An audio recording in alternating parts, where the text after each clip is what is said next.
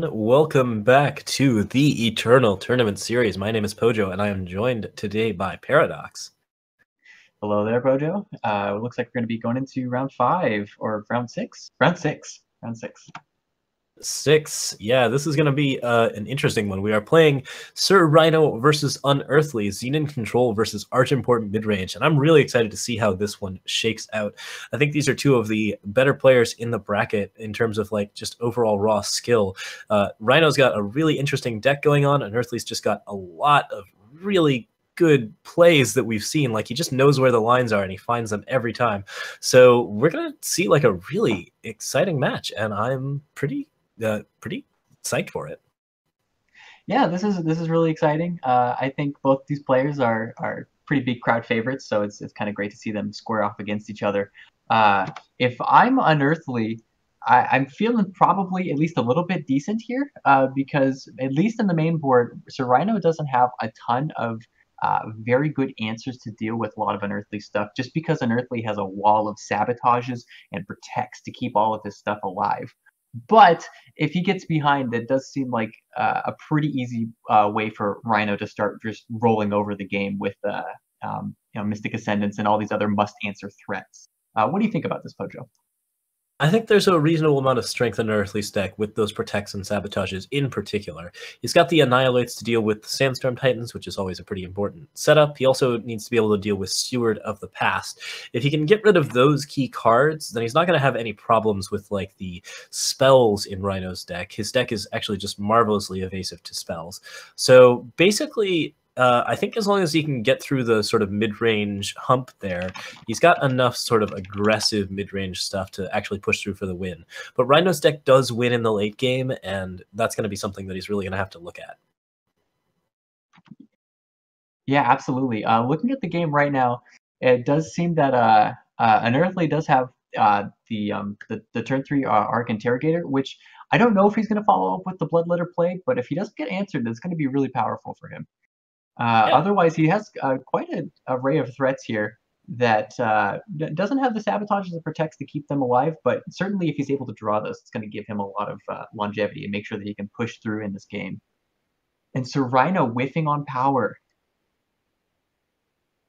It's a pretty rough deal. You do not want to miss a step against the more aggressive decks. Unearthly with the impending dooms is going to be able to pressure just a lot of mid-range threats, and I think that like basically what we've got here is, wow, an immediate surrender from Rhino.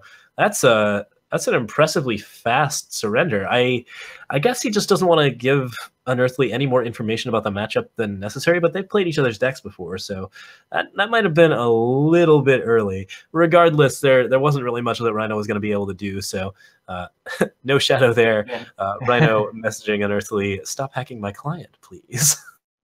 Nice little in-game banter from the players. So we are going to be seeing an immediate game 2. Rhino is going to have a hard road ahead of him from here on out. He's got to win 2 games off the back foot, which is generally where he excels, but this is still going to be a pretty tough set of matches because these players are fairly evenly matched, and in the best of 3, like I think that Unearthly has a very good chance of taking 2 games pretty easily. Yeah. And it looks like we did have some issues on Rhino's view, but they're going to be coming back right now. We should be getting those up on the screen in just a second, so sorry about that mistake there. Yeah, going into game 2, Unearthly actually gets to bring in even more stuff to help out this matchup. He has an additional Protect if he chooses to bring that in, which I think he will. More Vanquishes, which are going to answer almost all of his units. And if he decides, he can bring in Dark Returns so that he could potentially bring back a unit that had a protect on it and just really require a plethora of removal spells out of Rhino. So this is definitely going to be pretty hard for him in this match. Unearthly starting off with a Arch Import Instigator into Suffocate, Annihilate, and Bartolo at the top. I think that this Bart is definitely going to be something that is going to be hard for Rhino to deal with. You've got a lot of hard removal in Rhino's deck that's very focused on getting rid of these cards, but you're not expecting the Bart, and if Unearthly can actually get a weapon on it, that's going to be very helpful for him. Drawing the Sabotage is extremely effective here. He gets the Vara's Choice immediately, which means that he's not going to have to worry about Vara's Choice picking out his Bartholo. before something bad can happen to it. Rhino is going to be able to pick up some extra power and get himself going, but Unearthly's got a pretty good early start at least. Yeah, that's a huge pickup. And the Diplomatic Seal also coming in to help him out right there, giving him that second Justice Sigil. And it was just before the Diplomatic Seal would no longer be effective. So great pickup by Unearthly there. Really putting him in an even better spot. Unearthly has the Suffocates now, which are going to be very helpful against the Steward of the Past and all of Rhino's sort of smaller stuff. His main thing here is that he can continue to pressure Rhino, but he doesn't have very good units right now to put down, which means that although he's going to be able to answer Rhino's mid-rangey threats, he's not really going to be able to answer Rhino's removal, and he's not pressuring enough, so Rhino has a good chance of taking the game back around like turn 6 or 7, because he's going to get there and be able to play his Champion of Mysteries, his Mystic Ascendants, and start really just drawing lots of cards. Yeah. Oh, and so he's going to go for Avara's Favor here, and he's going to get that Barthol out of his hand, which is definitely going to help him out here, because he doesn't really have any other action. He does draw a Tinker Overseer. It's a little bit helpful, but not a whole lot of action from an Earthly side. Just a lot of answers. 5 damage on board is a pretty scary threat, though. Rhino has no banish, as we know, because we've seen basic, and as Unearthly must know, because he's already thrown the Sabotage and seen Rhino top deck Avara's Choice. So at this point, Unearthly is just going to be removing things attacking for 5, removing things attacking for 5. He can throw the Annihilate right now, or he can Suffocate, and he chooses the Annihilate path to just get the damage in and continue to pressure. This is going to be 6 damage every turn if Rhino doesn't do anything but play units. Rhino has to have basically hard removal for these cards, and he has to top deck it. Yeah, and it's not looking good for Rhino. Looking at his hand now, he has the Waystone Infuser and a Mystic Ascendant, and the Carnosaur being answered by an Annihilate is really backbreaking for him. Ooh, and that Impending Doom, I think, is going to wrap up the game. Unearthly's Annihilate there actually draws out the Carnosaur. Rhino assumes that he can't have a second one, and that's 5 damage there plus an Impending Doom, so it's really crushing. I think at this point Rhino's very likely to concede. Yep. Well, that was an extremely quick 2 games by them. Unearthly not really fully playing an aggro deck, but looking a whole lot faster than the Skycrag and Burn Queen decks we've been seeing today. So knocks Rhino down a match and takes another match for himself. That's a very, very solid play from Unearthly, and we are going to be seeing Mouche versus HiThar as our backup round. We're going to be jumping into that very shortly here. All right, so in this matchup, this is once again HiThar's Bruised Combrei list versus Mouche's TJP. This is probably a little bit of a difficult match for HiThar, just because the stand-togethers can be completely backbreaking. But by being in sort of the Shadow Splash, he does have access to Slays, which can help him take care of more of the board. Has the ability to play Valkyrie Enforcer on 2 here, which is pretty exciting, but HiThar does not have a solid response. HiThar's Bruised Combrei list has the potential to get sort of more reliable curves going on, but Mouche is actually getting very close to just scouting partying out on turn 5, and that's going to be something that he's really going to be happy to do. So we have Kothan the Far Watcher here. That's going to be a solid just little bit of damage pushing in. Both players are looking more towards the late game, I think, for the victory here, but Mouche is certainly presenting a lot of earlier presence. Yeah, Mouche has got the beatdown going, but he's going to need a good string of draws, both power and units to help him keep going if he wants to really get the scouting party down effectively and landed. And he draws an Initiate of the Sands, which is actually going to give him potentially the ability to play scouting party next turn if he chooses. And a turn 4 scouting party is pretty brutal against HiThar, especially with his hand right now. Really, really rough. HiThar can harsh rule it, but only if he can get to 5 first. So if Mouche draws an undepleted power here, that's just the nut draw. It's absolutely ridiculous here. Seraph dodges removal, and there's the undepleted. So that's a scouting party on turn 4, along with 2 initiates, a Valkyrie Enforcer. HiThar can play a Sandstorm Titan and block most of it, but it's a lot of draw for Mouche. It's a lot of gas. That is really harsh. It was definitely looking a little bit unfavorable for him just a second ago, but I think the scouting party is going to help him potentially get sort of the setup that he needs to finish out this game. Going to need gas. Like, basically, HiThar has the harsh rule here, so after Mouche draws 2 cards, if he doesn't pick up a lot of good units, then this just gets really, really ridiculous. Vanquish, however, is going to make it 3 cards, so it's still going to be pretty awesome. He activate Kothan here if he wanted to. I don't think that's the right play here because he really wants those cards. So he's going to Vanquish, kill the Titan, and then that's 3. Yeah.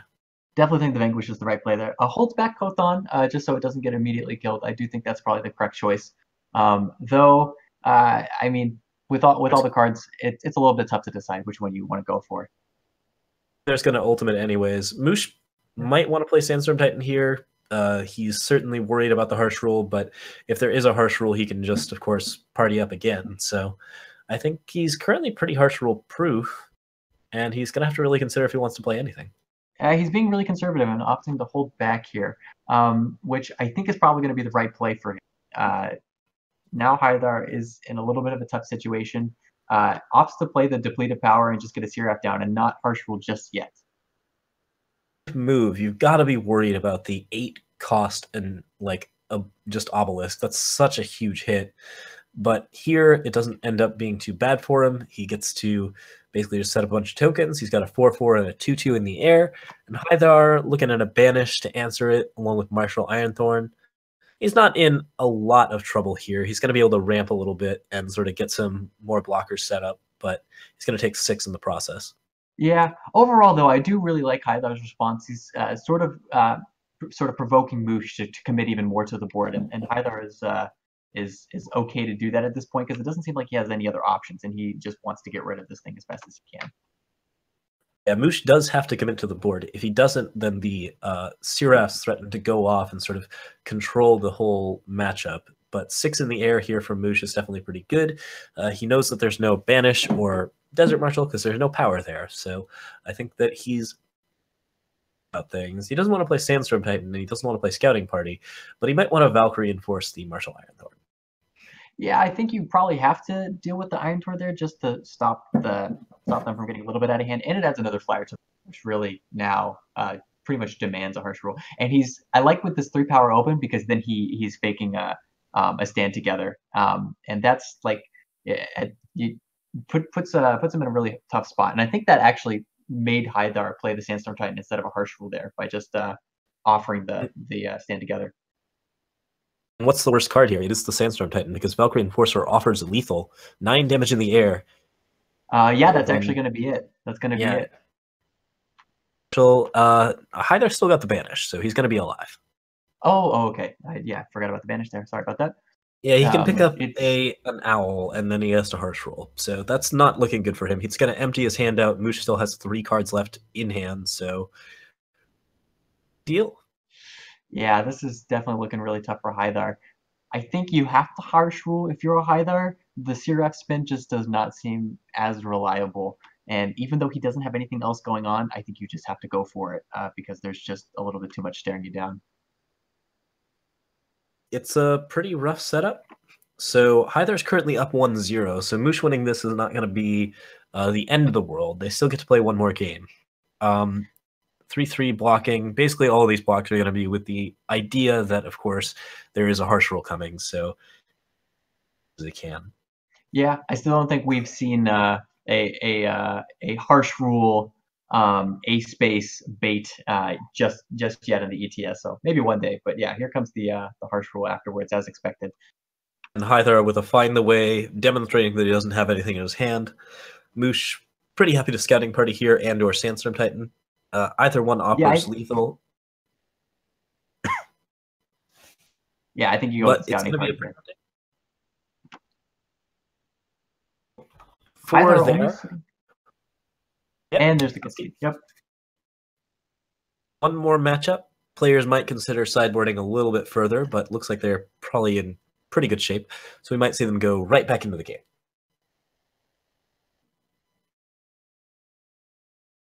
Yeah, it looks like there's a little bit of a pause, so they might be looking over sideboards one last time. What do you think the Combray player, the bruised Combray player HiThar is looking for in an opening hand kind of matchup? He's looking for a lot of early reliable units, I think. Like if he can get down cards like Seraph, that's just really hard to answer as far as what your opponent's trying to do.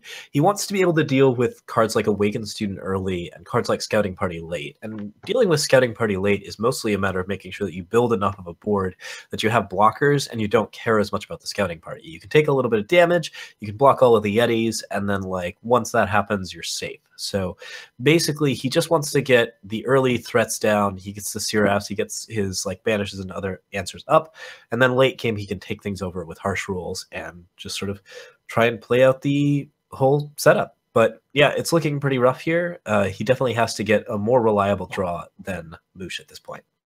Yeah, I would completely agree. Mouche opting to keep a 2-power hand, but gets the Seek power right after that, so it's working out for him. And he has all the influence that he's going to need, I believe, other than maybe the second primal for the Crystallize and the second time for the Sandstorm Titan. But he doesn't have any of those cards in hand, so at least for the interim, he's definitely looking good.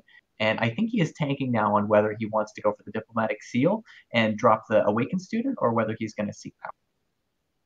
You see, it's a tricky decision. I think the Diplomatic Seal gets you the green, which is pretty important here. If he's worried about getting blue and green together, I don't think it matters too much because Amber Acolyte's going to do plenty of work for him. But playing down the Awakened Student early risks basically running into a Desert Marshal immediately. Yeah, I think in the sabotage there, hitting one Scouting Party, which is definitely good, but I think he was. And this is, if anything, this is really good for HiThar because now he just knows that there's not any removal coming down, and that's going to allow him to safely drop down a Sandstorm Titan to hold up. Like, yeah, like he went for the Scouting Party, but he saw 5 cards in Mouche's hand, and he knew that he would be able to, like, if he sabotages the Seek power, then Mouche can only draw power to save him. And I think that's a bit more crippling. But I don't know, getting rid of the Scouting Party might be right. Mouche does draw a Seek power here, so he would have only been delayed by about 1 turn before he started playing Amber Acolytes. Certainly going for the bigger card might be the better choice. Yeah, HiThar usually being the making the more conservative play. I think maybe what he was thinking of here was that he knows the game is probably going to go long, and he doesn't want to opt for the influence screw. But definitely the taking that Seek power could have been really good there. But Mouche definitely drawing enough power at this point. He's going to get up to 6 pretty quickly. So he's going to be running Valkyrie Enforcer. I think that, like, overall, that's going to work out pretty well for him. He's got 3 in the air. He's got the ability to make a 6/6. I think he's looking fairly solid against HiThar's board. Yeah, and HiThar just drawing nothing but power here, sitting on 4 sigils and to find the way in hand. Draws are really not working out in his favor in these past 2 games. He's going to need to draw. It'll be good for him later, but it's bad for him now. Yeah, and another power off the top. Come out for Mouche, that's a huge amount of pressure. He can play that and not have to play the Scouting Party into Harsh Rule.